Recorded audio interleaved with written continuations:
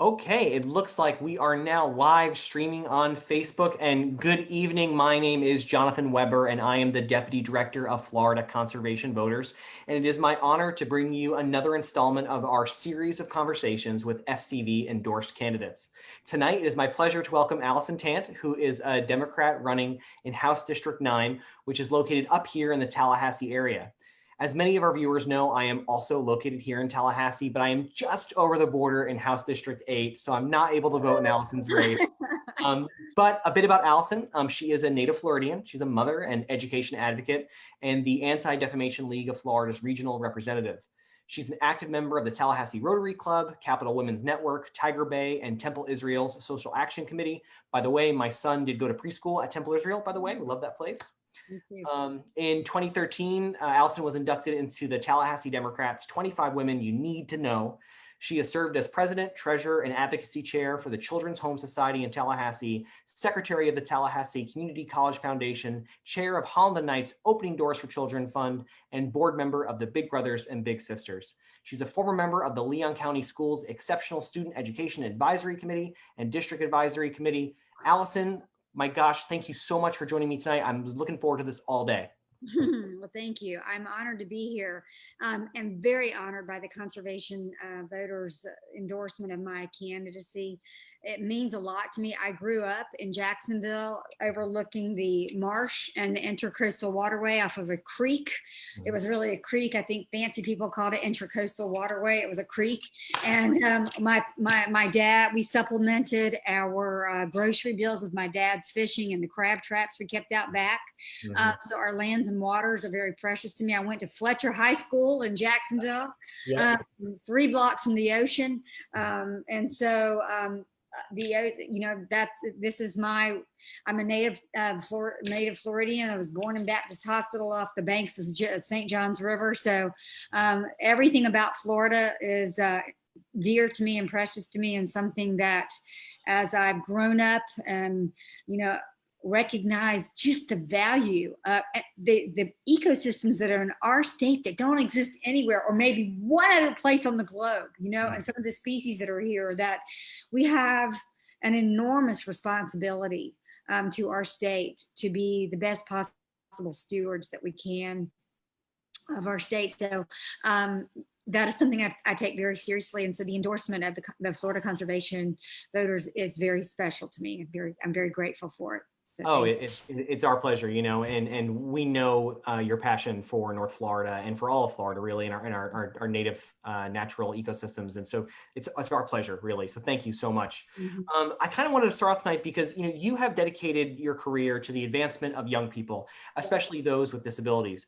What roles do local parks play in the lives of our kids, and what will you do to support outdoor and recreational opportunities? Oh, that is such a great question. That makes me really excited to answer it, because here's the deal. So the Miracle League, as you might know, there is a Miracle League and my son's been in the Challenger League and has played in the Miracle League. But beyond that, one of my biggest projects of late is in the creation of a planned residential community called Independence Landing, which is going to be able to house 70 adults with cognitive and intellectual disabilities in Southwood. And it's going to be located right next to a brand new public park in Southwood.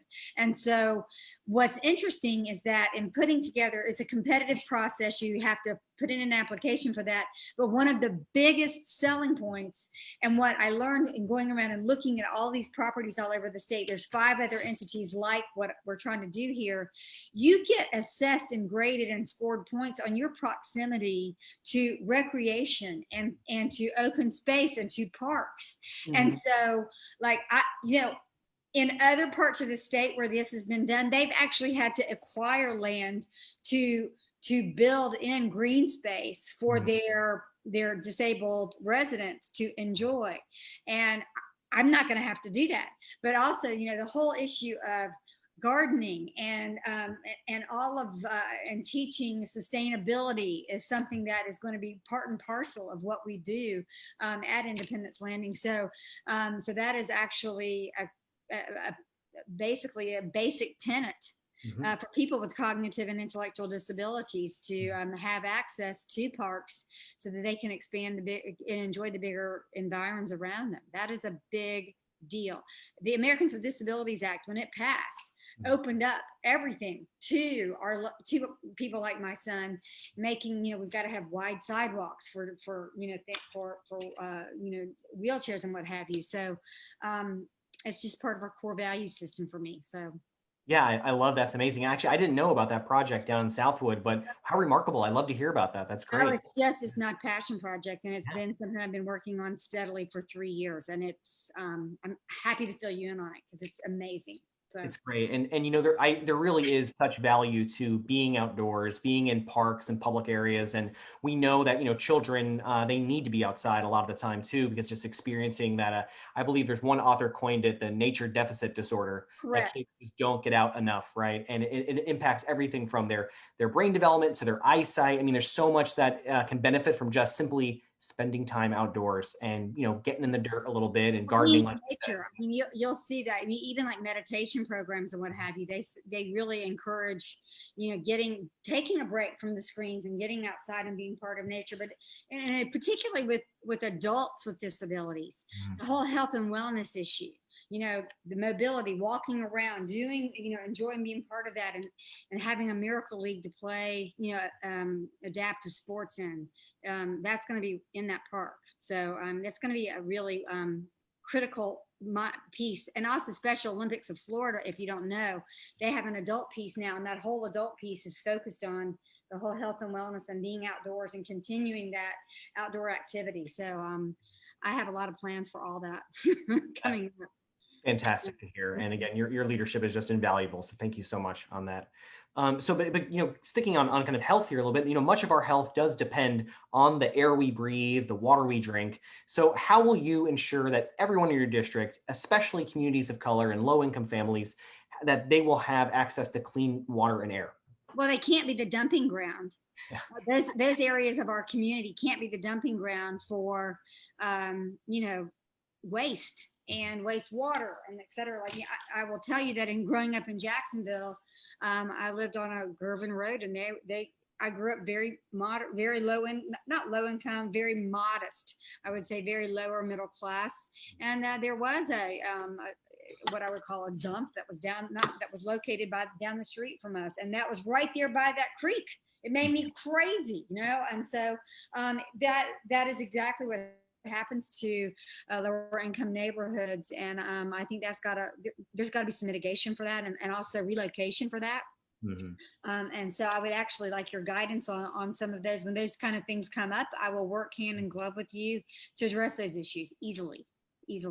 So it's fantastic to hear. And again, like we need as many voices as possible at the Capitol, like shouting at the top of their lungs to make sure that we get good protections and good safeguards for our water and for our air, especially for young ones, again, for kids, especially. Just so I found this very interesting. For a friend of mine who didn't have kids, he was, beating on his chest about why pediatricians were asking these questions. I'm like, when I go to the pediatrician, every time I go, and my kids don't go to pediatricians anymore, but when you guys all on this call have your own children, the good pediatricians, there's a questionnaire. Do you live in a house that was built before 1960? Because there's probably lead in the piping. There's lead in the paint. There's lead in those are all questions. And lead in water impacts cognition for children and impacts general health for our children. That's why it's a problem that Leon High School has lead in the water, and why my daughter takes her own water bottle every day. So so looking at those things, that matters. That really matters to our general health and wellness. And like I did that amazing, if you all haven't done it, you must.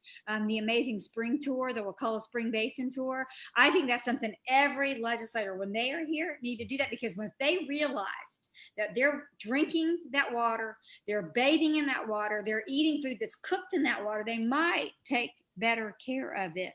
So that is something I'm going to push as much as I can. So I love it. Yeah, you could be the representative to take all the legislators around. I would love that. I love that. And I love the fact that the city of Tallahassee has gone from septic to sewer in such a big way. I think that is something that I realize how expensive that is for homeowners to do the conversion. I have a septic tank because of where I live out in Leon County, but I'm thrilled that Leon County has done that, and so much new development can't be done except that way. So that's an important. Definitely. For me, I mean, I kind of goof on myself a little bit because I grew up down in Broward is where I'm actually from. Oh, And, sure. I didn't know about the springs in Florida. I just didn't know that existed. And then when I moved up north, it was just kind of like, wow, this exists. These are amazing, like windows into the aquifer. And I just was kind of blown away by it. And to see some of them in such disrepair, and even Wakulla Springs, which I hear is getting better in recent years, but it was in such disrepair for such a long time. And it just, when legislators learn about it, when anyone learns about it, they want to take care of it, I think. Oh, yeah. And I think that is something we really ought to do as an interim project. Basically a field trip, but also then I read the article about Wakulla Springs water growing out of the aquifer and how we are the largest aquifer in the world. It's crazy, right? Right here in Tallahassee. You just want to go, hey, yeah, look at this, y'all. Look at this headline. This is a big deal. I mean, I didn't even know that, right? And I've lived here for 32 years. I had no idea. So these are the kind of treasures that we really need to share as all of you on this call with our legislature when they're here. They're like, this is a big hairy deal here. You don't go finding this anywhere else. You can't go trip over aquifers. So we got to take care of it. Definitely. And the good news is that even though there are problems, there is really smart scientists and ecologists who we know what the solutions are, and we kind of know what we have to do. And so we're big proponents of science here at FCV. And on transitioning to a little bit, the science is really clear on one issue, which is the climate emergency. Change. Yes, you're going to get a kick out of this. So when I visited with a trade association that I might leave out the name of and I said to this trade association, well, this has got to be impacting properties because like climate change. No, we don't say the C word. And I'm like, this was when Rick Scott was there. So the other day on my Tallahassee Democrat forum, the issue of climate change came up. And I said, well, first of all, I'm glad we can actually say the words again. Right. So that's a good start. When we acknowledge that there's a problem, we can start to address it. My opponent said that that climate change is nothing new. We've been living with it forever, and that he doesn't know if it's any of it's man-made, that men can do anything about it. And he would have to look at the science for it. It was all I could do not to say, oh, please share with me your scientific credentials so that we can know you'll make the right decision. Mm-hmm. Because so that's the thing. And of course, my answer was, of course, climate change is real. Of course, we have an impact. Everything we do in our environment, we leave something. If we leave garbage on the ground, that's man-made. If we, throw something in the rivers, that's man-made. Of course, we can do something about it. And I think it is incumbent upon us as Floridians to do that, to act and to do that. Yeah, so. Certainly. I mean, we're a leader in the world and in the country. I mean, we're the third largest state by population. And we're a peninsula. We are surrounded by water. We are like ground zero for all of the stuff that's hitting us. And we're the bellwether for every other state in the country where it comes to this stuff. And what irks me is that lack of trust in science argument just bothers me. And like, they need to see it or they haven't read it. And it's like, well, if you can't, maybe don't trust me, that's fine, but trust NASA and NOAA, and even the United States military, which is issuing warning after warning about climate change and sea level rise. And it's like, take their word for it. Like, if you can't trust NASA, like who can you trust, really? I mean, I just don't get that. So, yeah. Well, these are the same people that think the Earth is 6,000 years old. Yeah, right. Well, that's a whole other thing. Oh my gosh. Sorry, didn't mean to trip into that one. No, you're right. I mean, it's just it's dumbfounding sometimes, right? It's just, I can't believe. But one of the problems with climate change, though, is that we have seen more rapidly intensifying storms. Certainly, we saw Hurricane Michael just a couple of years ago that went from tropical storm to Cat 5. And what was it, like 36 hours or some crazy number like that, right? And now we've got a Cat 4 right now hitting Cat. I know, right. And here we are, we're going through it again right now. It could be hitting the Panhandle, which is just kind of a nightmare. So my question really is, how important is it for legislators to read and respect science, and how important will climate change issues play in your office? They have to. First of all, I am dismayed that science is not leading the way through this pandemic. I am dismayed that science is not at the forefront of every one of these discussions.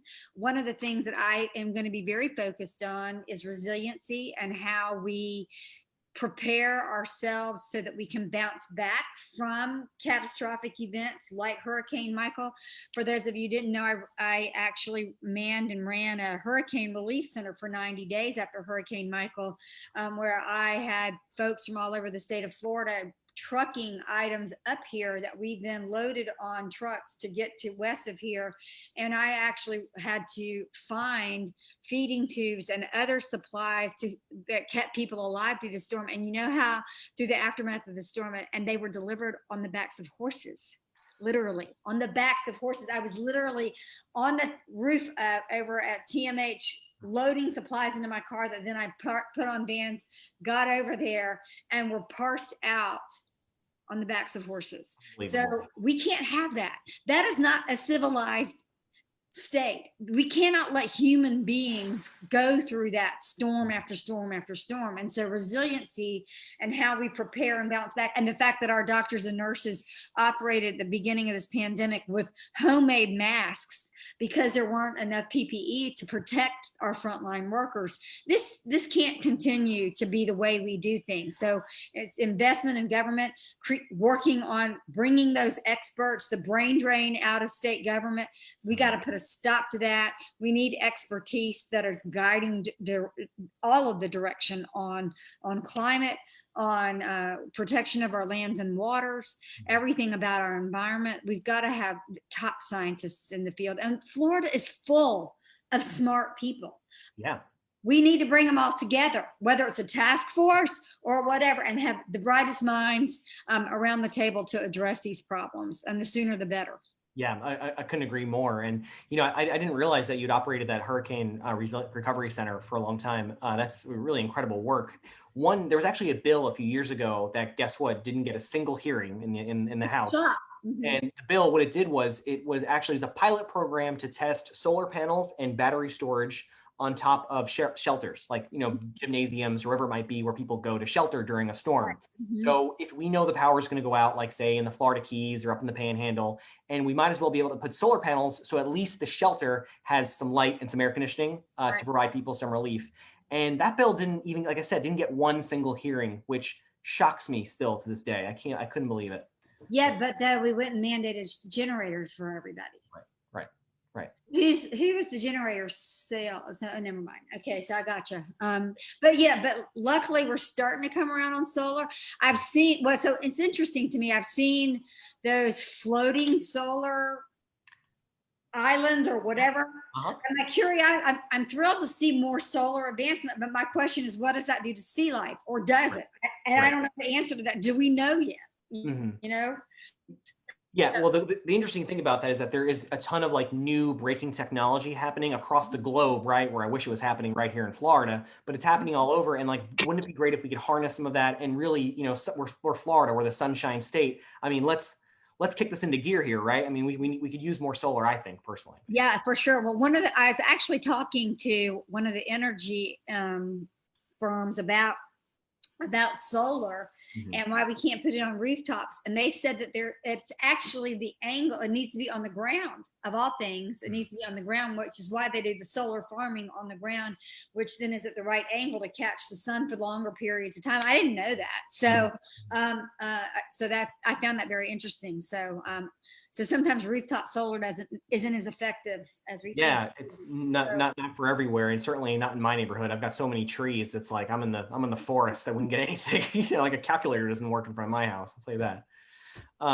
But so in Florida Conservation Voters and in Florida, you know, we connect very closely the environment to voting rights. And we believe very strongly that when more people vote and have access to the ballot, that the environment wins.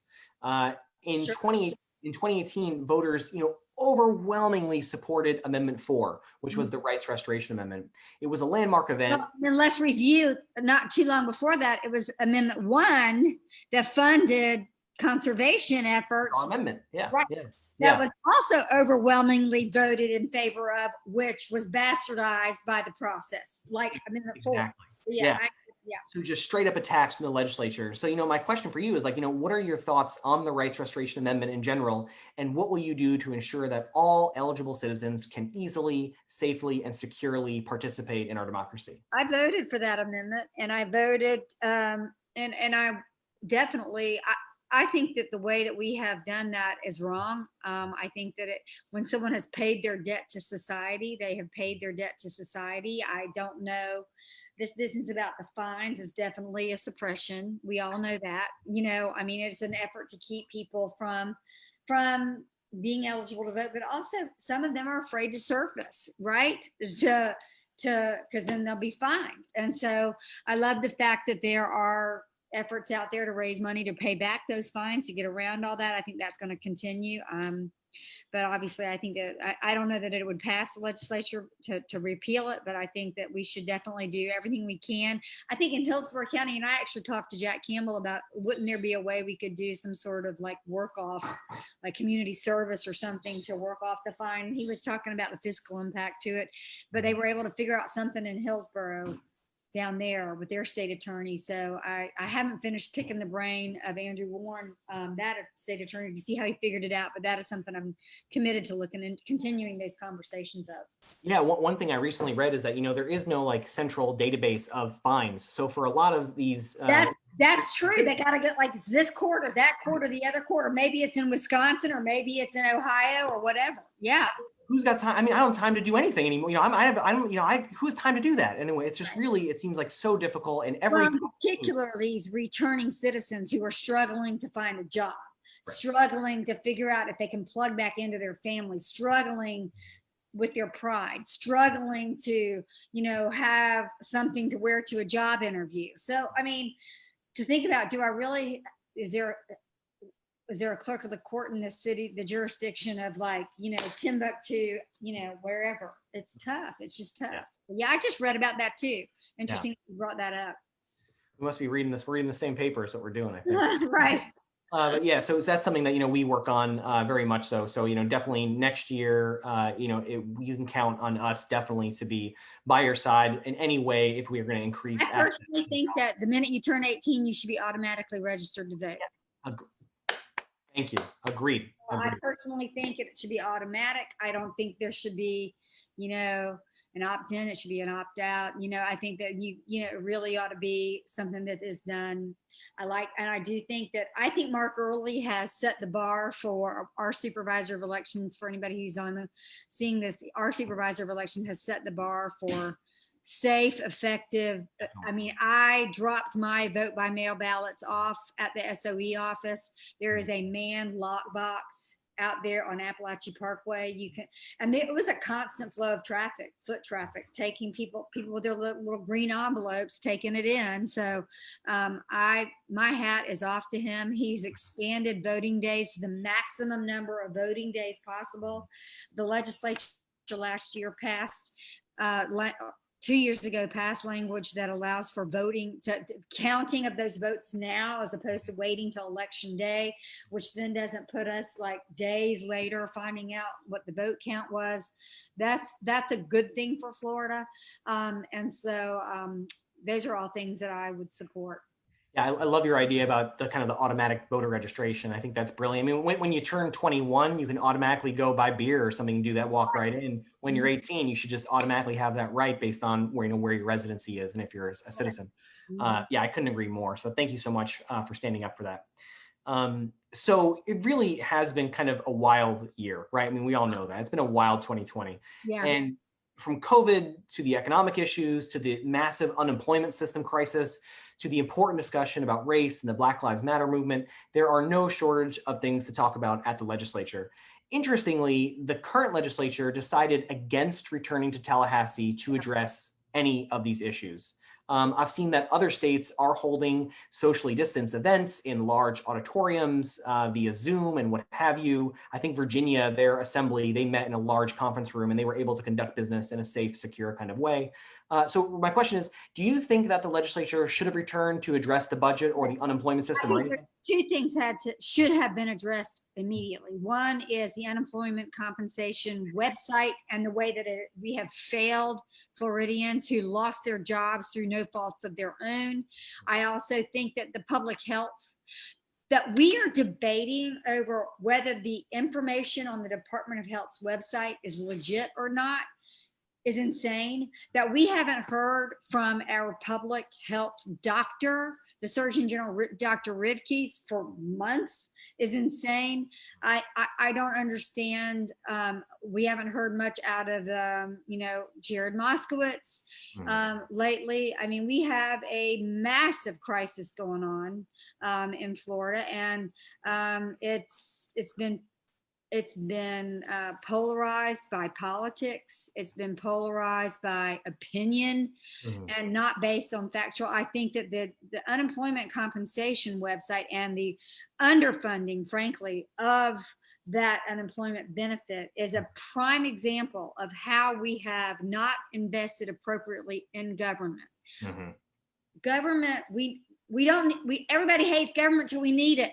And right now we need it. We need a functioning government that is well funded, well invested in, that people can have assurances that they are going to get the attention that they need. We saw last night the SOE, the Division of Elections website crash when people were trying to register to vote. And this is ridiculous. We are not a third world country. So we've seen that happen. The whole public health crisis happened, the unemployment crisis happened, our voter registration website crash. Like, what's next? What's next? And so don't ask that question, please. Right. And the economic issues in Leon County, for those of you who follow this, we have something called the asset limited, low income, employed citizens. The ALICE population. Those are folks who have hourly wage jobs. That group has gone from a 3% unemployment rate to a 14.5%, probably higher by now, because that was the United Way numbers from probably a month or so ago. Then we've got Black-owned businesses failing at a 41% rate compared to a 17% rate of white-owned businesses. And we've got the Revenue Estimating Conference of Florida saying that Leon is not going to get to pre-COVID conditions, economic conditions, till 2029. That's a decade in this, you guys. We are in this for a long haul. And so the people that started this COVID thing out behind the 8 ball, the people who were ignored, underserved, already hurting, that have been suffering one gun violence episode after the other, who have also been brought to their knees for the body blows of what we've seen on the national news. Of course, people are in distress. Of course they are. We've got to lean in to help each other out, just as if we were facing the after effects of a catastrophic storm. We have to lean in to be there for our neighbors right now. I did an op-ed that the Tallahassee Democrat graciously posted about how, some of my ideas for doing that. I think we need workforce dollars being put, there's workforce dollars out there. We need to go and find those folks and put the folks back to work, get them in a workforce ready, and get them in a workforce development program, who've been maybe on the waiting list the longest for these unemployment dollars that haven't come through. Let's see if we can't expedite them. We do know that I know that Daryl Jones, a school board member, is working for a pipeline from schools through both TCC and Lively VOTEC. I'm very involved with both of those schools for some disability issues that I work in. I've seen them do some amazing work for students in those programs. I also think there ought to be a public works program. We have given away a bunch of free money, and I think that we could have easily been helping our friends and neighbors who've been out of work by rebuilding our infrastructure right now, and keeping them plugged in with work skills and with employers so that they can get, continued employment when this is over. I don't know why, we haven't put them to work. What about contact tracing? Some of these folks that are working at home without a job, put them to work doing contact tracing for the virus.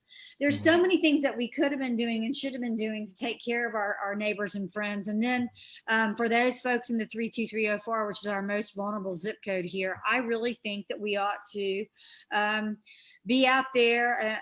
All of our diversion programs We ought to have everybody out there clearing lots for people, helping them meet codes so that they're not fined, helping create safe spaces, green spaces, recreation spaces, helping to create more public food garden, more recreation spaces. I think those are things that we could do. I think that we could work with our faith and civic organizations to adopt blocks. These are all things I think that we need to do for each other right now, because we're not going to suddenly magically wake up even with the vaccine, and COVID's done, we're done, everything's back to normal, and we're not. And the other grievance I have, if that's the case, is this business about a mask being some sort of political divide.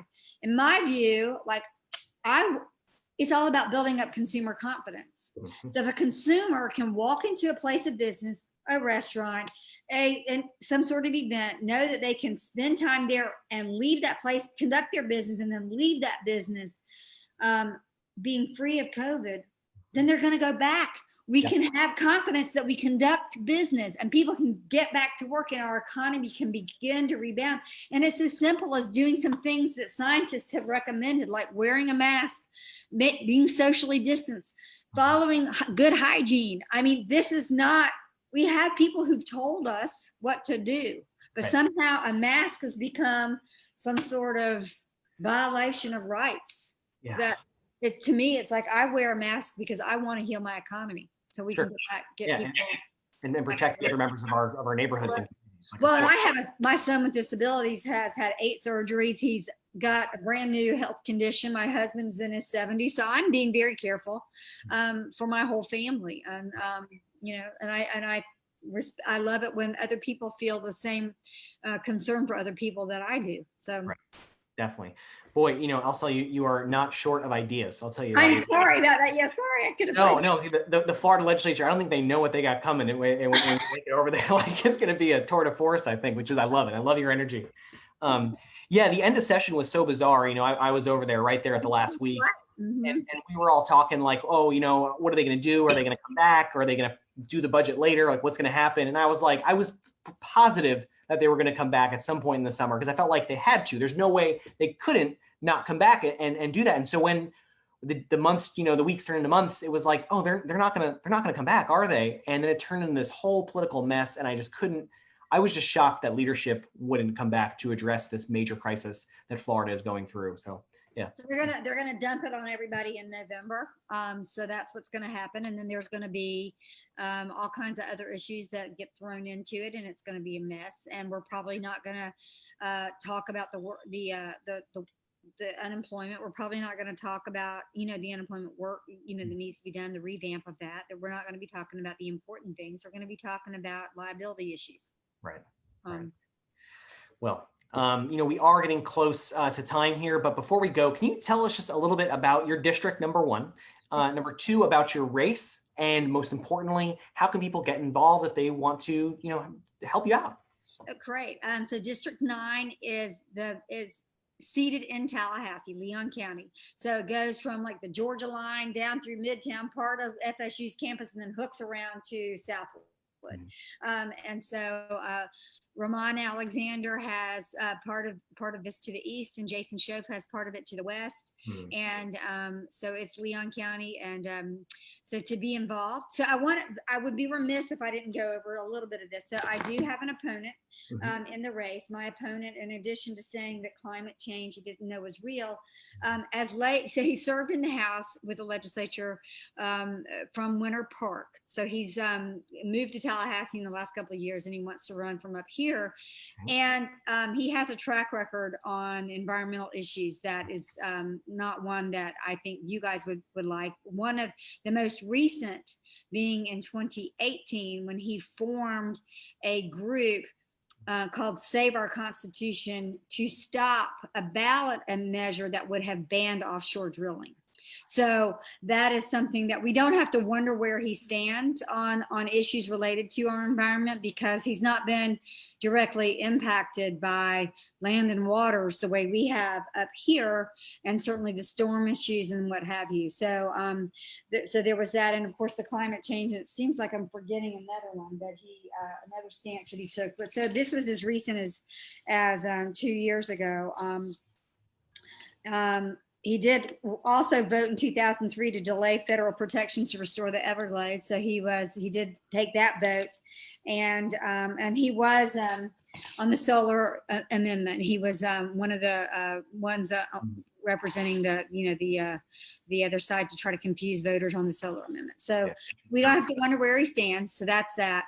In terms of my campaign, right now I am working really hard. In fact, I see that one of your participants, two of your participants are part of my internship team.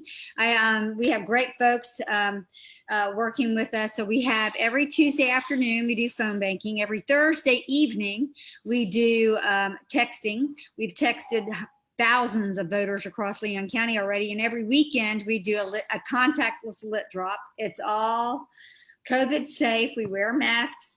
And then starting early vote, we're going to be out at early vote sites with some visibility sign waving and what have you to make sure that people know that we've distributed signs across the community. Who knew that in a time of COVID that, the old saying that yard signs don't vote? Well, actually this time they matter. So, and so if you'd like to help us out, we do it. It's all safe. We've got also this weekend, no, last weekend was the weekend. We have coming up as a Voting is Queen, where it's a women's vote initiative. And then also Souls to the Polls is coming up. So lots of ways to plug in and participate. We'll be walking down the street with the churches to go. And I love it when folks come out wearing like their own t-shirts, as well as mine, of course. But if you have a conservation voter t-shirt that lets people know, that we've got folks out there that care about candidates, it's really interesting to see the reaction of folks to say, wow, look at that. So I'd love to have your help. Love to have your involvement in the campaign. We've got 28 days and we're working hard every day. What's your website? AllisonTant.com. There it is, AllisonTant.com. Thank you. And I'm sure there's probably a contact form or something on there where people can get engaged if they want. Yes. I say this every time is that, personally, I think volunteering or helping out on the down ballot races are just so impactful. You can really make a difference. It's gratifying. It's your local community. It's people people you see all the time. Nothing wrong with volunteering for the presidentials or anything like that. But I love the down ballot races, and you can really make an impact. I strongly encourage everyone watching to get involved with their local races, and you can really make an impact. And clearly you can see we have such a dynamic, kind of full of ideas leader here who seems ready to go that, gosh, I just wish you the best of luck. And thank you really so much for joining us tonight. Is there anything else you'd like to add before we go? I want to partner with you all on protecting our environment.